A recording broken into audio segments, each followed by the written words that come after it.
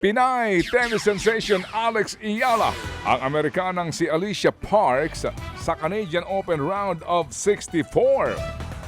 Pasok po sa ikatlong round si Iyala matapos nga po ang 6-1, 4-6 and 6-2 na panalo sa harap po ng halos puro Pinoy na crowd sa Toronto in Canada. Mainit ang naging simula ni Alex. Nakabawi man po sa second set si Parks, hindi ito naging hadlang para may pagpatuloy po ni Iyala ang kanyang ratsada tungo po sa panalo. Nagpasalamat po ang world number 20 sa mga sumusuporta po sa kanya. Sunod pong makakaharap ng 21 anyos na Pinay ang isa pang Amerikanang si Katie McNally. Grabe, sa araw po ng Sabado. Grabe, unstoppable Alex Iyala. Oo, natutuwa lang ako dito kay Alex. Ha? Bakit? Kasi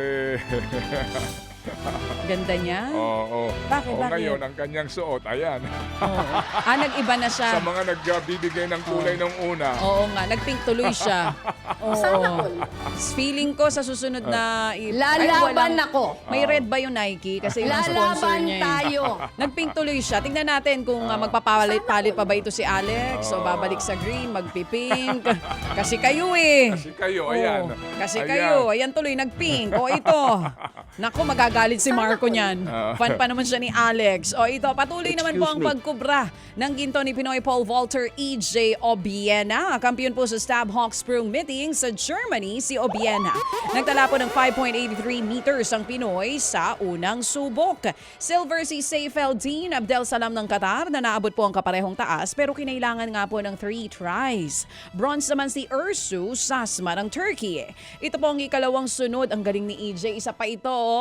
Ito na po ang ikalawang sunod na ginto ni EJ Obiena dyan po sa Germany. At ito ngayon ang ikapitong season. Congratulations, EJ!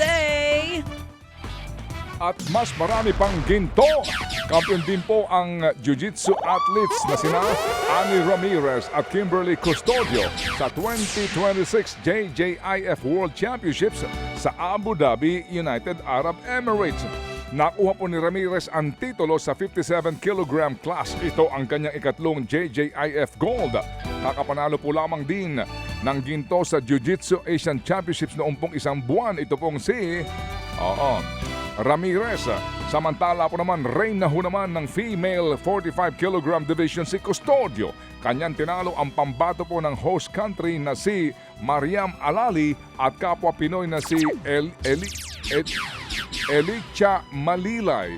Bukod sa dalawang ginto, may isa pa pong silver at 4 na bronze ang napagwagian ng Philippine team ngayon. Samantala, bigo po ang Pinay na si Cheska Centeno sa WPA Women's World 10 Ball Championship. Natalo si The Flash kay Margarita Fefi Lova ng Belarus sa finals. Final score 4-1, 4-0, 1-4, 0-4 at 4-0. Matapos mabaon sa 2 sets to none, naipuwersa po ni Centeno ang decider matapos makuha ang sets 3 at 4. Pero nabawi ni Fefi Lova ang kumpiyansa sa final set dahilan para makuha ang kanyang unang world title. Pumasok po sa final si Centeno na target ang makasaysayang ikatlong world 10-ball title at unang matagumpay na title defense. Siya po ang nagkampiyon sa naturang torneo noong 2023 at 2025.